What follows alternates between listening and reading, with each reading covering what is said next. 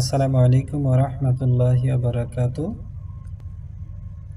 প্রিয় দিনী ভাই ও বোনেরা, আজকে আমরা সূরা হাশরের শেষ ৩ আয়াতের ফজিলত সম্পর্কে জানব। সূরা হাশরের শেষ ৩ আয়াত অত্যন্ত ফজিলতপূর্ণ একটি আমল।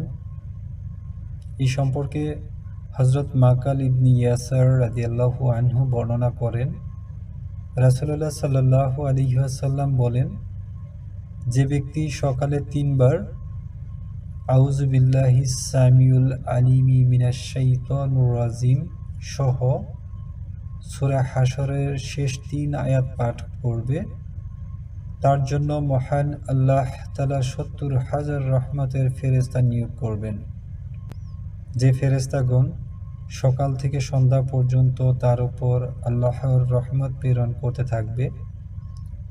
যদি ওই দিন সে মৃত্যুবরণ করেন তবে সে শাহাদাতের মর্যাদা লাভ করবেন। সুবহানাল্লাহ।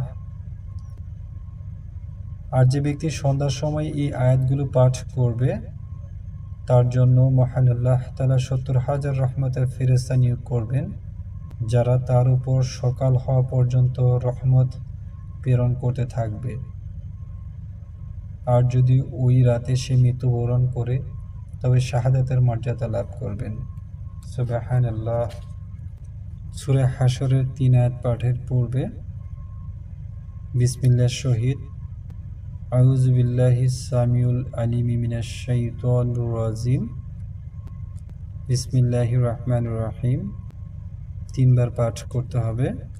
৩ বার পাঠ করে সূরা হাশরের শেষ ৩ আয়াত পাঠ করব।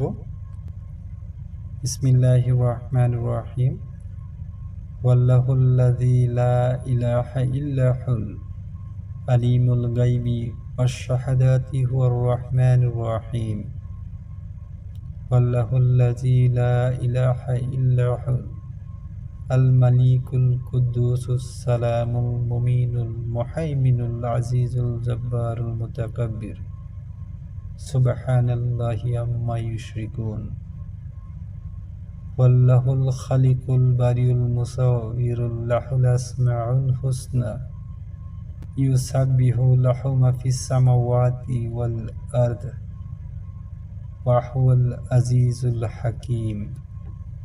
মহান আল্লাহ তাআলা সবাইকে এই ফজিলতপূর্ণ আমলটি করার তৌফিক দান করুন। আমিন। আসসালামু আলাইকুম ওয়া রাহমাতুল্লাহি ওয়া বারাকাতুহু।